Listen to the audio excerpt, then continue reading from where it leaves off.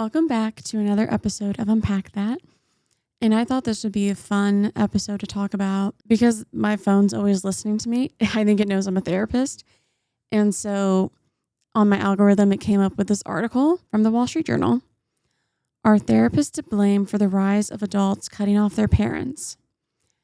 And the little blurb underneath is, many moms and dads believe that their adult children are getting bad advice. And a growing number of researchers agree. Quote, everything becomes trauma. And I thought that was really interesting because trauma is so hard to put in a bubble, because I could have something happen to me and I could say this was really traumatic, but I could have a friend have the same thing happen to them and be like, it wasn't that traumatic. And when I say it's hard to put in a bubble, I think a lot of people, majority will agree, like assault in any form, a murder, abuse, or like all horrific traumatic things. And then everything else is also hard to navigate and put like 1, 2, 3, 4, 5, like to label. And again, that's why it's like trauma is really hard to kind of just categorize in itself. Like there's the big ones, but then when you don't have the top tier big ones, it's like, okay, what is considered trauma then? Because everyone's different. And again, maybe I would say those are still very like traumatic things, any of those 3 things at the top. And so I thought that article is interesting. And because it was on my Facebook page, it was suggested to me from Fox News. And so I kind of read some of their perspectives on it. I don't know all these people, and I don't want to, if I'm able to, if I have good editing skills, I'll like put it up here. So you guys can like see who said it or not and whatnot. But I'm just going to try to summarize it. And someone said, cutting yourself off from possibly your only support system leads to more depression, not less. This person is Katie Miller, Stephen Miller's wife. I think it's interesting because I can agree in some forms in the sense that there is a depression from cutting off your family, because there's a grief of, I wish things could get better. I wish things could change. I wish we could just have a conversation.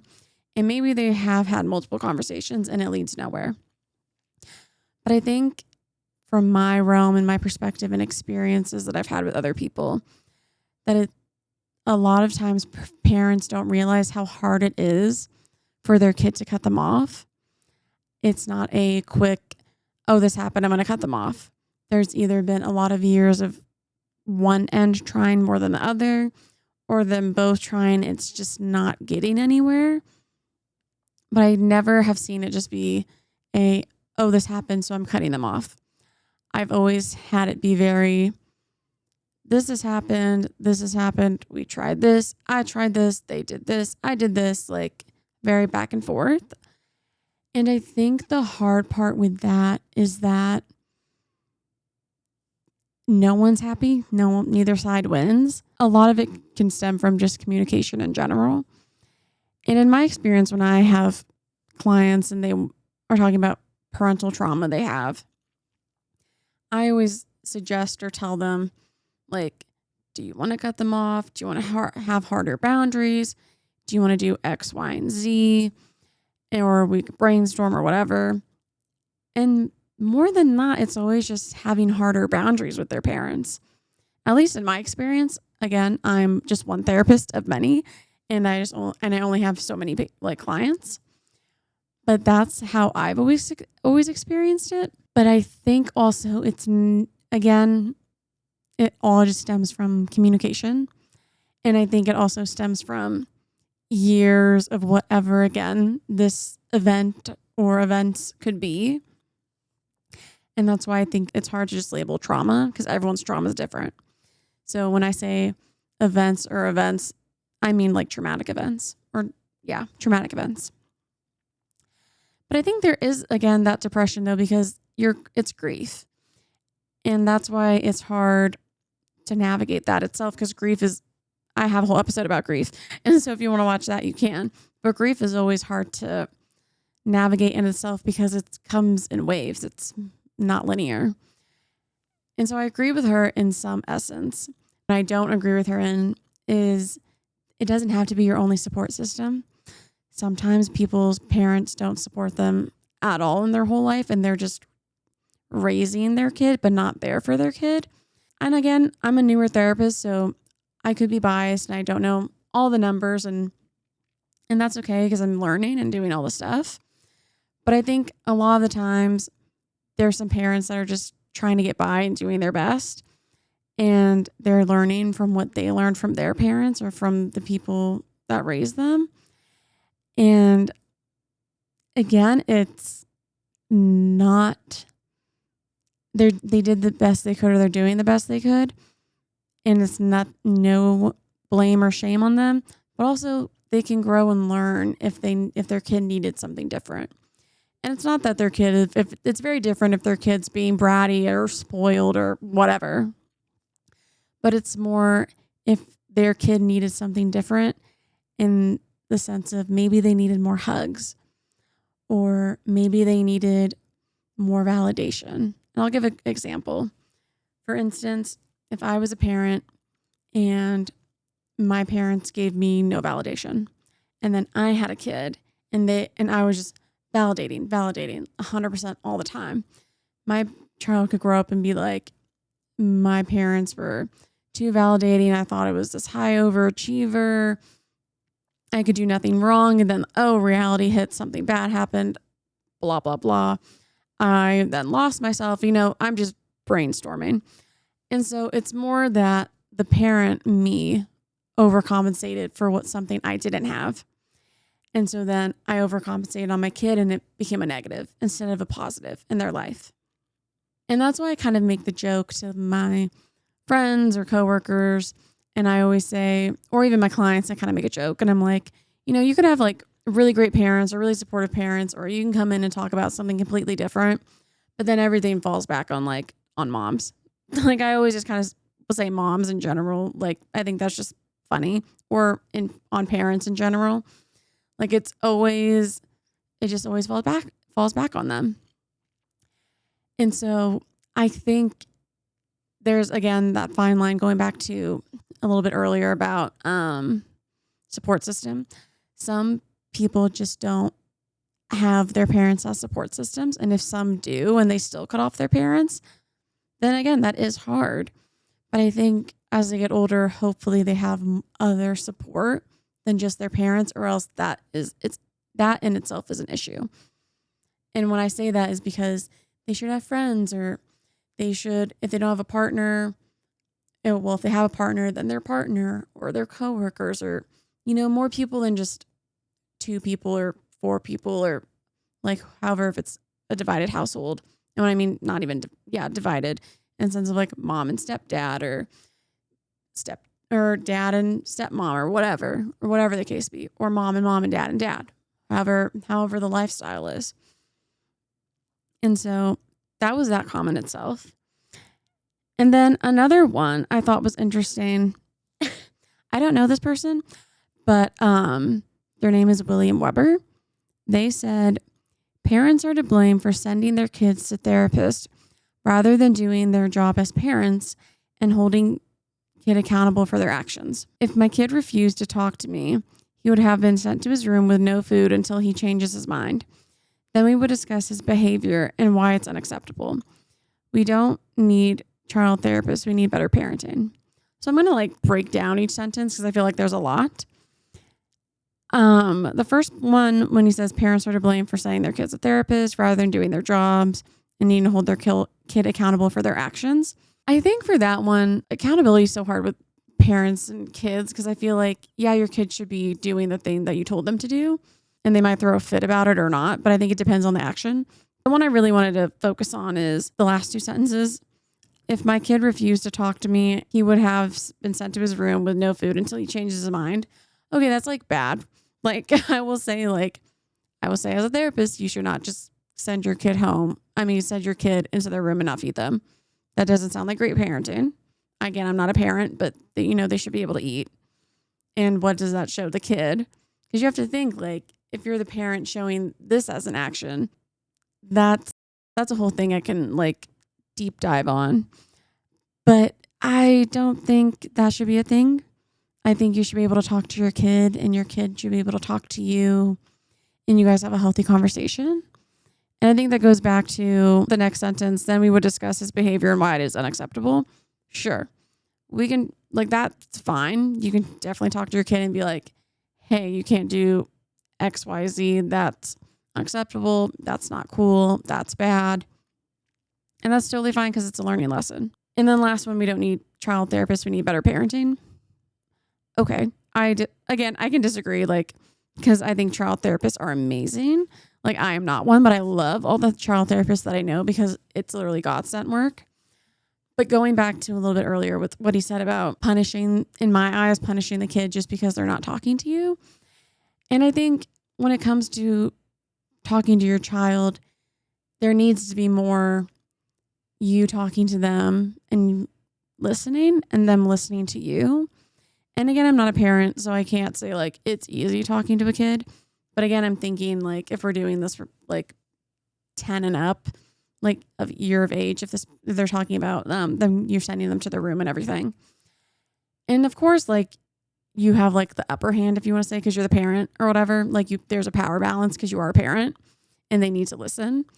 But there also needs to be like oh, why is my kid crying or hysterically upset or not talking to me? There must be something I did that upset them. Not even wrong, but just something that didn't sit right with them or didn't hit the way I wanted it to hit with them. And so I think that's where a lot of the big issues are, is that there's not enough listening. And that can be at any age. And I think that's why a lot of people are cutting off their parents. And in another article I saw, different one from this one, it was because I looked at this one again, my algorithm showed me this another article about 5 reasons more Americans are cutting off their own parents, according to psychologists. And number 1 is political and value differences, social media influence, therapy culture, communication breakdowns, and outside influences. I thought that was really interesting because I think politics is always going to be a number 1 thing because it's just politics. And I feel like it's gotten way more divided the past decade.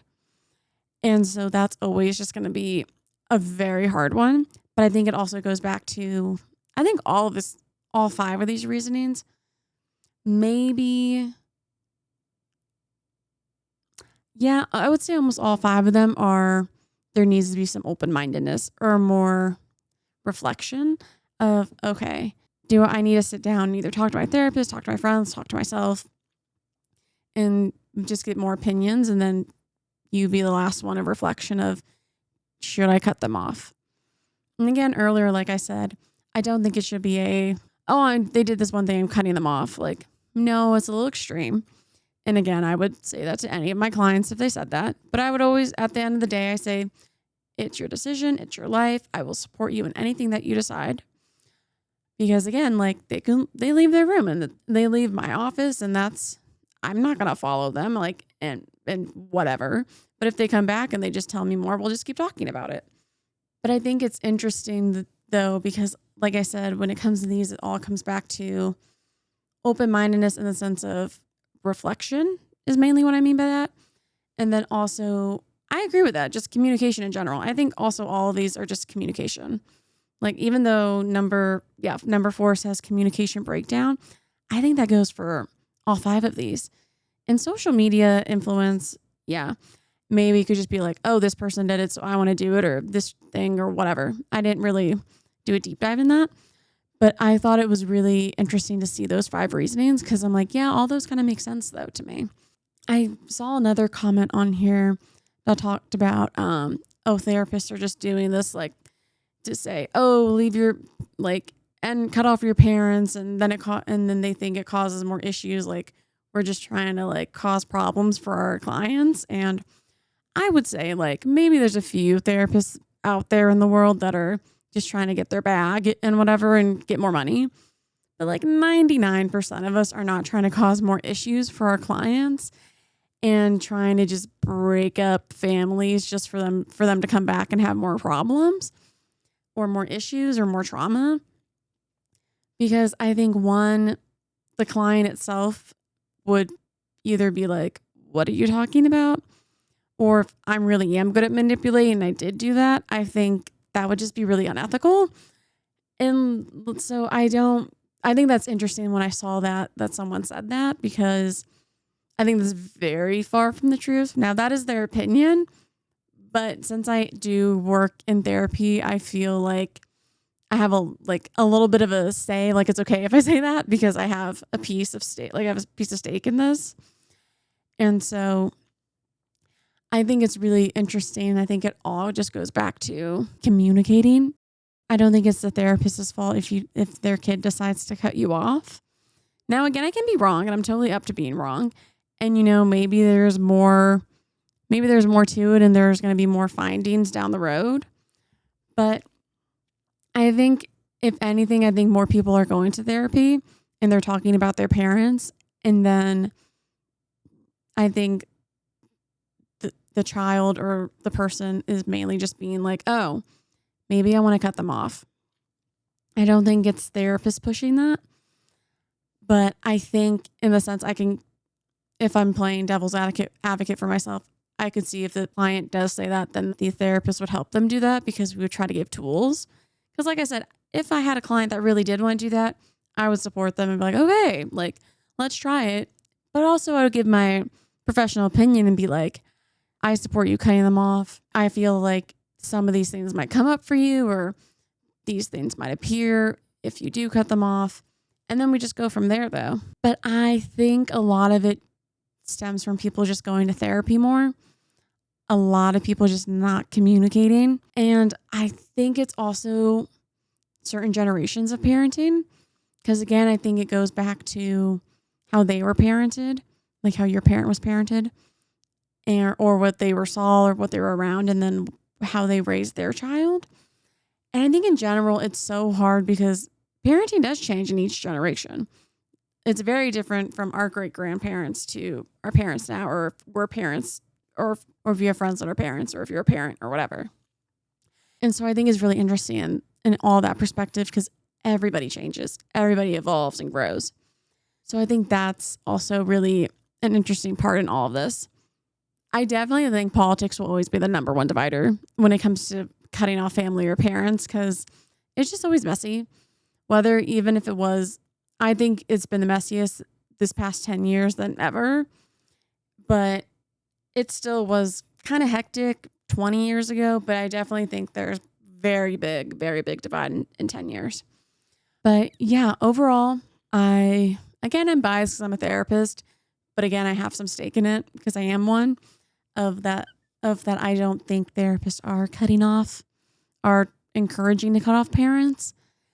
Like, we might do a little nudge if it is really bad and be like, hey, but at least, again, in my experience, which I've been saying a lot, because a lot of different therapists can have different opinions, which is totally great. And that's how they do therapy, and they're a therapist. But I'm never going to nudge it, because it's their life, and I'm never going to try to change it.